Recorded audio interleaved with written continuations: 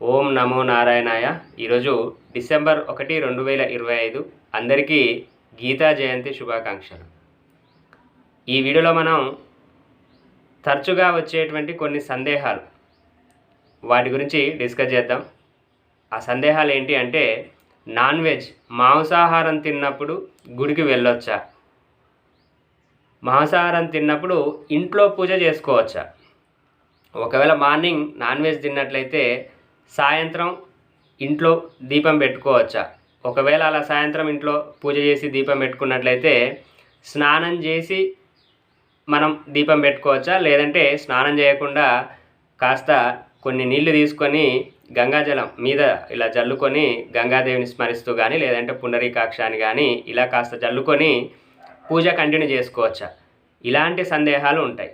ఇంకొక సందేహం ఏంటి అంటే, నాన్ వెజ్ అంటే మాంసాహారం నేను తినలేదు కానీ మా ఇంట్లో వాళ్ళ కోసం వండాను, జస్ట్ నేను వాటిని వండాను తప్పితే నేను తినలేదు. ఇలాంటి సందర్భంలో నేను గుడికి వెళ్ళొచ్చా? ఇంట్లో పూజ చేసుకోవాలనుకుంటే నేను నాన్ వెజ్ తినలేదు, జస్ట్ వండాను కాబట్టి చేతులు కాస్త శుభ్రంగా కడుక్కొని నేను ఇంట్లో పూజ చేసుకోవచ్చా, దీపం పెట్టుకోవచ్చా అని ఇలాంటి సందేహాలు ఉంటాయి. వీటన్నిటి గురించి డిస్కస్ చేద్దాం. ఇంకొకటి, కొంతమందికి గుడ్డు అనేది శాకాహారం అని కొంతమంది, అది మాంసాహారం అని మరికొంతమంది ఇలా వాదిస్తూ ఉంటారు. సో దాని గురించి కూడా చూద్దాం. ముందుగా ఎగ్ విషయానికి వచ్చినట్లయితే ఇది ఖచ్చితంగా నాన్ వెజ్ కిందకే వస్తుంది, వెజ్ కిందకు రాదు. నెక్స్ట్ విషయానికి వచ్చినట్లయితే, నాన్ వెజ్ మాంసాహారం తిన్నప్పుడు గుడికి వెళ్ళొచ్చా? ఎట్టి పరిస్థితుల్లో మాంసాహారం తిన్నప్పుడు గుడికి వెళ్ళకూడదండి. ఓకే, మాంసాహారం తిన్నప్పుడు గుడికి వెళ్ళడం కానీ, ఇంట్లో దీపం పెట్టడం కానీ, ఇంట్లో పూజ చేయడం కానీ ఇలాంటివి ఏవీ చేయొద్దు. అయితే కొంతమంది ఏం చేస్తారంటే, ఇక్కడ ఇంకొక విషయం నెక్స్ట్ ఏంటంటే, మాంసాహారం అంటే నాన్ వెజ్ తినలేదు కానీ ఇంట్లో వాళ్ళ కోసమో ఎవరి కోసమో వండి పెట్టాము, అప్పుడు నేను శుభ్రంగా కాలు చేతులు కడుక్కొని గుడికి వెళ్ళడం కానీ ఇంట్లో పూజ చేయడం కానీ ఉంటే చేసుకోవచ్చా అంటే అలా కూడా చేయకూడదు. మీరు ఒకసారి నాన్ వెజ్ దాన్ని ముట్టుకున్నారంటే పూజకి మీరు అర్హులు కాదు. ఓకే, అది గుడికి వెళ్ళడానికైనా సరే మీరు వెళ్ళడానికి వీల్లేదు, అలాగే ఇంట్లో పూజ చేసుకున్నా కనీసం దీపం పెట్టాలన్నా కూడా మీరు నాన్ వెజ్ తిని ఉన్నా ముట్టుకొని ఉన్నా, అంటే ముట్టుకోవడం అంటే ఎవరి కోసమైనా వండి ఉంటారు కదా, సో అలాంటప్పుడు దీపం పెట్టడానికి వీలు లేదన్నమాట. ఇంకొకటి ఏంటంటే, మార్నింగ్ నాన్ వెజ్ తిని మార్నింగ్ మాంసాహారం తిన్నప్పుడు సాయంత్రం టైంలో స్నానం చేసేసి ఇంట్లో దీపం పెట్టుకోవడం కానీ, ఇంట్లో పూజ చేయడం కానీ, లేదంటే టెంపుల్కి వెళ్ళేది ఉంటే టెంపుల్కి వెళ్ళడం కానీ ఇలా చేయొచ్చా? అంటే మార్నింగ్ ఉదయం వేళలో నాన్ వెజ్ తిన్నాము కానీ సాయంత్రం టైంలో మళ్ళీ ఒకసారి స్నానం చేసి టెంపుల్కి వెళ్ళి రావడం ఇలాంటివి చేయొచ్చా అంటే అలా చేయకూడదండి. ఓకేనా, ఒక రోజు కనుక మీరు ఏదైనా రోజు నాన్ వెజ్ తిన్నారు అంటే ఇక ఆ రోజుకి మీరు పూజ చేయడానికి మీరు అర్హులు కాదు. మీరు నాన్ వెజ్ ఒకరోజు ఏదైనా రోజు తిన్నారంటే ఇక మీరు గుడిలో పూజ చేయడానికి కానీ ఇంట్లో పూజ చేయడానికి కానీ అర్హులు కాదన్నమాట. ఓకే, సో కాబట్టి స్నానం చేసినంత మాత్రాన పూజకి మీరు అర్హులు కారు. ఇక ఆ రోజుకి పూజ చేయడం అనేటువంటిది వదిలేయాలన్నమాట. ఏదైనా రోజు మీరు నాన్ వెజ్ తిన్నారంటే ఊరికే భయపడకుండా ఆ రోజుకి వదిలేసేయండి, పూజను వదిలేసేయండి. నెక్స్ట్ డే మళ్ళీ మీరు స్నానం చేసుకొని పూజ చేసుకోవచ్చు. అయితే ఈ విషయంలో భయపడొద్దండి. కొంతమంది ఏంటంటే, ఈరోజు నేను పూజ చేయలేదు కదా, మాంసాహారం నాన్ వెజ్ వండడం వల్ల నేను ఈరోజు పూజ చేయలేదు కదా అని భయపడుతుంటారనమాట. సో అలా భయపడొద్దు. మనం ఎప్పుడైనా పూజ భక్తితో మాత్రమే చేయాలి. మీకు ఏ రోజైతే నాన్ వెజ్ లేకుండా ఉందో అలాంటి సందర్భాల్లో మీకు ఆ సందర్భం మీకు ఉన్నటువంటి పరిస్థితులు కుదిరితేనే అక్కడ పూజ చేయాలి. పరిస్థితి ఇక్కడ నాన్ వెజ్ తినడం కానీ వండడం కానీ ఇలాంటివి చేసి కూడా మీరు పూజ చేస్తే మీకు వ్యతిరేక ఫలితాలు ఉంటాయి, మీకు మంచి ఫలితాలు ఉండవన్నమాట. ఫలితం అనేది మీకు వ్యతిరేకంగా ఉంటుంది. అలాంటప్పుడు పూజ చేయకుండా మానడమే మంచిది. నాన్ వెజ్ వండినప్పుడు ఒకరోజు పూజ చేయకపోతే ఏం కాదండి. ఓకే, సో ఇక్కడ దాని గురించి కంగారు పడవద్దు. అయితే ఇది ఇలా చెప్పగానే బాగా పూజలు చేసేటువంటి వాళ్ళు స్త్రీలు చాలామందికి ఇంట్లో దీపం పెట్టుకోవడం, నిత్య దీపారాధన, నిత్య పూజ చేసేటువంటి వాళ్ళకి కొన్ని అనుమానాలు. ఇప్పుడు ప్రతి నెలలో ఏదో ఒక రోజు మాంసాహారం వండుతూ ఉంటారు, నాన్ వెజ్. వారంలో ఒకరోజైనా వండారు అనుకోండి, వాళ్ళకి మాంసాహారం వండేటువంటి తినేటువంటి అలవాటు ఉన్నటువంటి వాళ్ళు వారానికి ఒక రోజైనా తిన్నారనుకోండి, వండారనుకోండి, అప్పుడు నెలకి ఒక 4 టైమ్స్ అంటే ఒక 4 సార్లు నాన్ వెజ్ వండుతారు. అలాగే ఏదైనా ఇంట్లో స్త్రీలకి నెలసరి ఉన్నప్పుడు ఒక 5 రోజులు.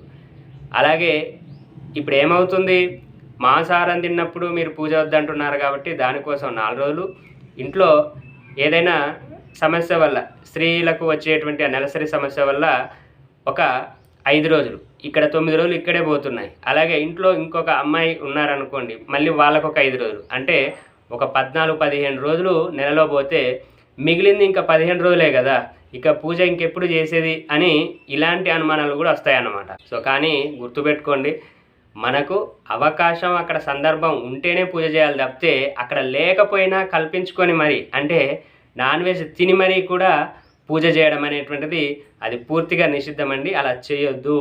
పూజ చేయాలనుకుంటే నాన్ వెజ్ తినకండి. అంటే పూర్తిగా మానేయడమని కాదు, ఏ రోజైతే మీరు పూజ చేయాలనుకుంటున్నారో ఆ రోజు నాన్ వెజ్ తినకుండా ఉంటేనే పూజ చేయండి. ఓకే, నాన్ వెజ్ తింటే మాత్రం పూజ చేయకండి, గుడికి కూడా వెళ్ళొద్దన్నమాట. అంత పవిత్రమైన దేవాలయానికి నాన్ వెజ్ తిని మాంసాహారం తిని ఎలా వెళ్తాము, ఎలా తీర్థం తీసుకుంటాము, ఎలా మనం ప్రసాదం తీసుకుంటాము, అక్కడ ఉన్నటువంటి వాటిని మనం చాలా వాటిని అక్కడ స్పృశిస్తాం కదా, అక్కడ ఉన్నటువంటి వాటిని ముట్టుకుంటుంటాం కదా. సో నాన్ వెజ్ తిని ఎలా వెళ్తామండి, అలా చేయకూడదండి. అది పూర్తిగా మీకు వ్యతిరేక ఫలితాలను ఇస్తుంది.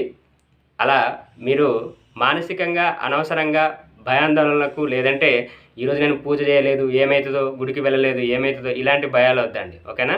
సో అయితే మనం ఇంతకుముందు చర్చించినట్టుగా ఏదైతే ఇలా నెలకి ఒక 4 రోజులు నాన్ వెజ్ తిన్న రోజులు ఉంటాయి, అలాగే నెలసరి కారణంగా ఇలా ఒక 10-15 రోజులు పోతే ఇంకా మిగిలింది 15 రోజులే, ఇంకా పూజ చేసేది ఎప్పుడు అని అనుకుంటుంటారు కదా. సో అయితే మీకు ఇక్కడ మీరు ఒకవేళ గుర్తుపెట్టుకోండి, ఇప్పుడు మీరు చిన్నప్పుడు కానీ ఏదైనా సరే మీ పిల్లలు కానీ ఇప్పుడు స్కూల్కి కానీ కాలేజీకి కానీ వెళ్తున్నారనుకోండి, మనకి సుమారుగా సెప్టెంబర్ అక్టోబర్ ప్రాంతంలో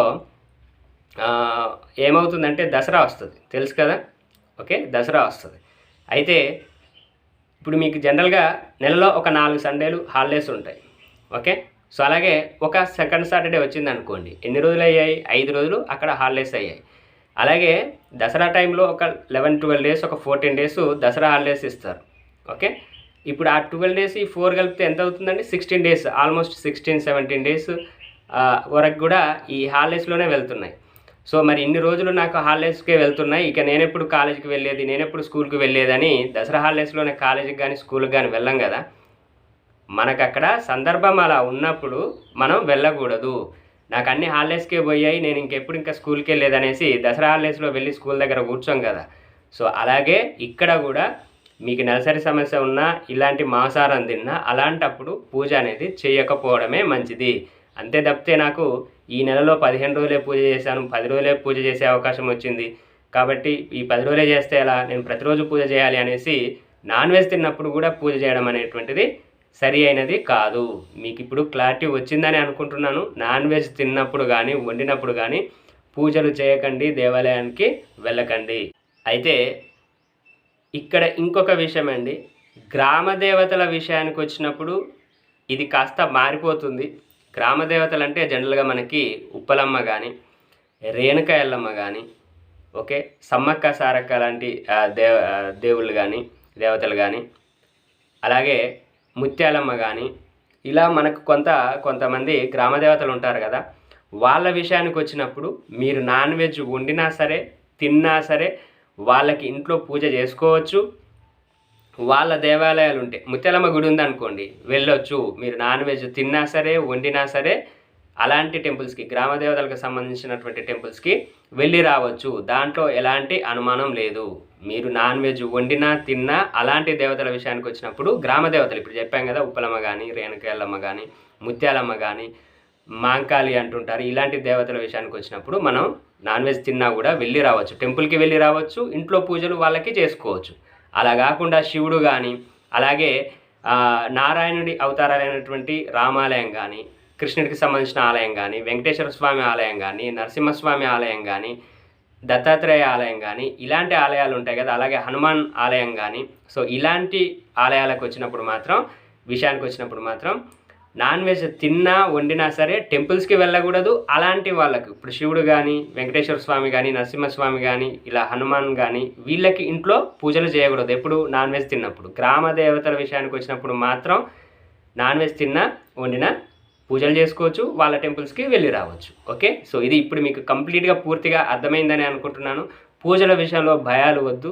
మీరు నాన్ వెజ్ తిన్నప్పుడు మనం ఎవరికైతే ఏ టెంపుల్స్కి అయితే వెళ్ళొద్దని చెప్పామో వెళ్ళకండి, మీకు ఏమీ కాదు.